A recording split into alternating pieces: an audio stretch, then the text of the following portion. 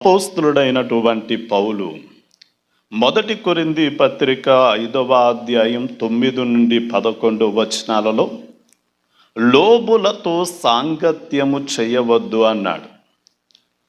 అసలు లోబి అంటే ఎవరు, ఎందుకు వారితో సహవాసం చేయొద్దన్నాడు అని మనం ప్రశ్న వేసుకుంటే, లోబి అనగా అత్యాశాపరుడు, దురాశాపరుడు, ధనవంతులమైపోవాలి అనేటటువంటి అపేక్ష కలిగిన వాడు.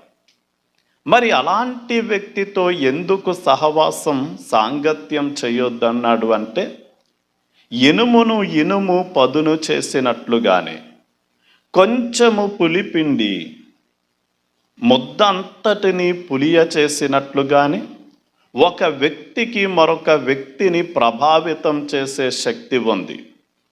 అందుకనే మనం మంచి వారితో సాంగత్యం సహవాసం చేస్తే వారిలా భక్తిగా బ్రతకాలి, నీతిగా బ్రతకాలి, మంచిగా బ్రతకాలి అన్న ఆలోచన కలుగుద్ది.